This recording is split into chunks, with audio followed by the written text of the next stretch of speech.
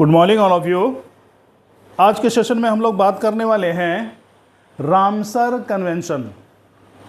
Ramsar convention क्या होता है और ये किस उद्देश्य से इसको वजूद में लाया गया है, इस समझौते का उद्देश्य क्या था और किन विषयों पर ये बहस करता है, इन सारी बातों पर आज हम लोग चर्चा करेंगे। रामसर कन्वेंशन, रामसर कन्वेंशन का मतलब होता है रामसर का समझौता, रामसर का समझौता या सम्मेलन। ये रामसर है क्या? ये समझौता यूनेस्को के प्रयास से रामसर कन्वेंशन अस्तित्व में आया और ये रामसर एक जगह का नाम है, एक शहर का नाम है। ये ईरान का एक शहर है। रामसर ईरान में एक शहर है, वहीं पे ये सम्मेलन हुआ था, समझौता हुआ था। इसीलिए इस समझौता का नाम, इस कन्वेंशन का नाम रामसर कन्वेंशन रखा गया है। ये रामसर कन्वेंशन 2 फरवरी 1971 में ईरान में आयोजित किया गया था। ईरान के शहर रामसर में आयोजित किया गया था। कब? 2 फरवरी 1971 को। 2 फरवरी 1971 को रामसर कन्वेंशन का आयोजन किया गया और ये यूनेस्को द्वारा, यूनेस्को के सहयोग से इसका आयोजन किया गया। और 1975 में इसे लागू कर दिया गया। कब लागू कर दिया गया? 1975 में इसे लागू कर दिया गया। और भारत ने 1982 में इसकी सदस्यता ग्रहण की। भारत ने ये रामसर कन्वेंशन की सदस्यता 1982 में ग्रहण की। लेकिन 1982 से पहले ही 1981 में ही रामसर स्थल के रूप में भारत को 2 सौगात मिल चुका था। 2 स्थल को रामसर स्थल की श्रेणी में रखा जा चुका था। एक है चिल्का झील जो उड़ीसा में है। ये खारे पानी की झील है, एशिया की सबसे बड़ी खारे पानी की झील है, याद रखना है। ये एशिया की सबसे बड़े खारे पानी की झील है चिल्का झील, जो उड़ीसा में है, भारत में है। उड़ीसा भारत का एक राज्य है, वह उड़ीसा में है। और दूसरा रामसर स्थल के रूप में जो दर्जा दिया गया वो है राजस्थान का केवलादेव राष्ट्रीय उद्यान। केवलादेव राष्ट्रीय उद्यान जो राजस्थान में है, ये देखिए केवलादेव राष्ट्रीय उद्यान, केवलादेव नेशनल पार्क जो राजस्थान में है, उसे भी रामसर स्थल का दर्जा दिया गया है। रामसर कन्वेंशन दिवस यानी अंतर्राष्ट्रीय आर्द्रभूमि दिवस कब मनाया जाता है? अंतर्राष्ट्रीय आर्द्रभूमि दिवस 2 फरवरी को मनाया जाता है। अंतर्राष्ट्रीय आर्द्रभूमि दिवस यानी इंटरनेशनल वेटलैंड डे।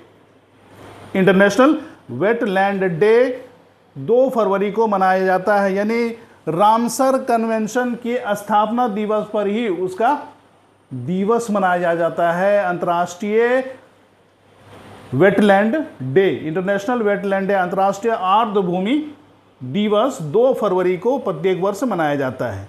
ठीक है। अब ये जो है रामसर कन्वेंशन किस पर चर्चा करता है, किस पर फोकस करता है? ये वेटलैंड पर, यानी आर्द्र भूमि पर ये फोकस करता है। आर्द्र भूमि को बचाने, उसको कंजर्वेशन देने, सुरक्षा प्रदान करने के लिए ये रामसर कन्वेंशन वकालत करता है। क्या करता है? रामसर कन्वेंशन इस आर्द्र भूमि को बचाने, उसका विकास करने, उसका सदुपयोग करने पर जोर देता है। ये विश्व के जितने भी देश इसके सदस्य हैं, सब देशों पर ये प्रभाव डाला जाता है कि आप आर्द्र भूमि का अधिक से अधिक उपयोग करें, अधिक से अधिक उसका विकास करें। उपयोग करने का मतलब क्या है? उसको कटाई छटाई कर दें? नहीं, उसका विकास करें, उसको और बढ़ावा दें। ये वेटलैंड क्या होता है? जो पानी, खारे पानी, मीठे पानी, जिस भी प्रकार का पानी हो वहाँ पे पानी भरा हुआ हो, या तो फिर वो सालों भर वहाँ पे पानी रहता हो, या फिर मौसम में, जैसे बरसात का मौसम आया वहाँ पे पानी भर गया, फिर धीरे धीरे कम हो गया, या फिर जहाँ पे दलदल है, दलदली एरिया, जहाँ की मिट्टी में ज़्यादा नमी रहती है, सालों भर नमी रहती है और वहाँ पे पेड़ पौधे हरा भरा रहते हैं, जीव जंतु वहाँ पे वास करते हैं। चाहे जिस भी प्रकार के जीव जंतु हो, सांप हो, बिच्छू हो, घड़ियाल हो, कछुआ हो, मगरमच्छ हो, पक्षी हो, भालू हो, गीदड़ हो, जिस भी प्रकार के जीव जंतु हो, और पेड़ पौधे वहाँ पे हमेशा हरा भरा रहते हैं और जीव जंतु हमेशा वहाँ मौजूद होते हैं। उसी को कहते हैं हम वेटलैंड, आर्द्र भूमि। क्या कहते हैं? आर्द्र भूमि, जहाँ पे पानी या तो सालों भर भरा रहता हो या फिर मौसम भर या फिर कृत्रिम रूप से उसको एक जलाशय बनाया गया हो जहाँ पे सालों भर पानी रहता हो, या उस मिट्टी में इतनी नमी रहती हो कि वहाँ पर पेड़ पौधे मरेगा नहीं, एकदम हमेशा हरा भरा रहेगा, क्योंकि उसे नमी मिल रही है, पानी मिल रहा है, जिससे वो हरा भरा रहता है। इसी को कहते हैं वेटलैंड, आर्द्र भूमि।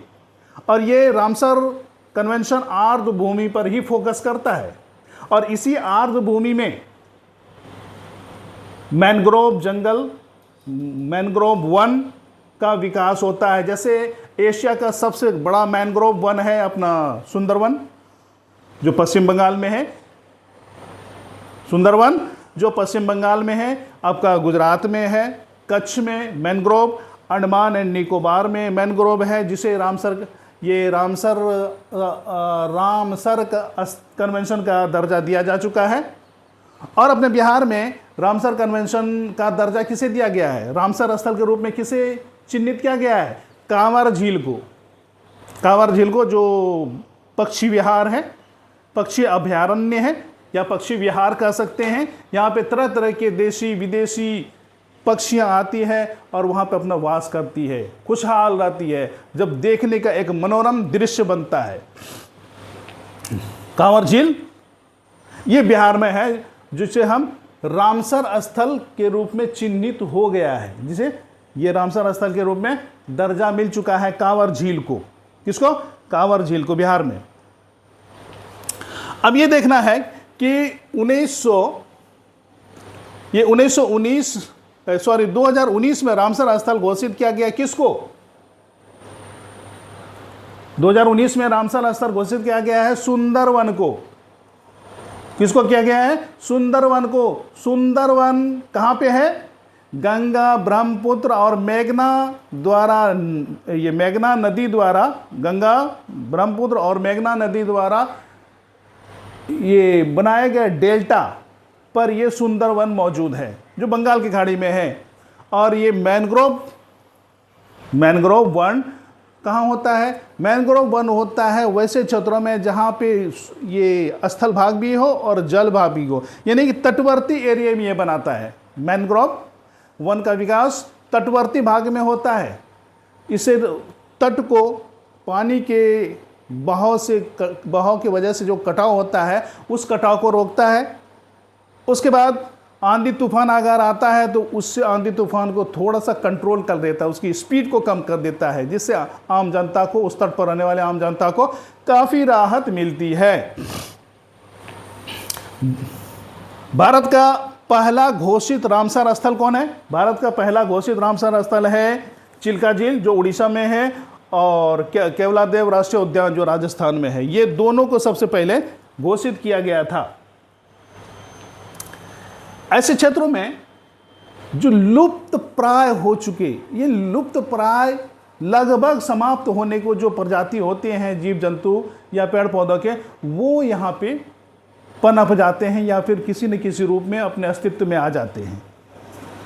ठीक है, तो भारत ने 1 फरवरी 1982 को रामसर समझौते पर हस्ताक्षर किया और 81 में ही इसे 2 स्थल को, चिल्का झील और केवलादेव को, रामसर स्थल का दर्जा दे दिया गया था, से हस्ताक्षर के पहले ही। तो ये रामसर स्थल क्या होता है? आर्द्र भूमि के संरक्षण और विकासपूर्ण योगदान से संबंधित एक अंतर्राष्ट्रीय संधि है। रामसर कन्वेंशन का उद्देश्य क्या है? आर्द्र भूमि के संरक्षण और विवेकपूर्ण उपयोग के से संबंधित एक अंतर्राष्ट्रीय संधि है। इसके अंतर्गत इसे अंतर्राष्ट्रीय महत्व के आर्द्र भूमि के लिए लागू किया गया है। आर्द्र भूमि का राष्ट्रीय और अंतर्राष्ट्रीय संरक्षण एवं सतत उपयोग को बढ़ावा देना इसका उद्देश्य है। क्या है? इसे अंतर्राष्ट्रीय महत्व के आर्द्र भूमि के लिए लागू किया गया है। यानी कि अंतर्राष्ट्रीय महत्व के आर्द्र भूमि का मतलब क्या होता है, जो कि उस देश को तो फायदा होता ही हो उस प्राकृतिक संपदा से, उस देश के साथ साथ पूरे पर्यावरण को, बायोस्फीयर को भी उससे लाभ होता हो, बायोस्फीयर को भी उससे लाभ होता हो, जिससे पूरी दुनिया को लाभ होता है। इसी के साथ आज का सेशन समाप्त होता है। जय हिंद।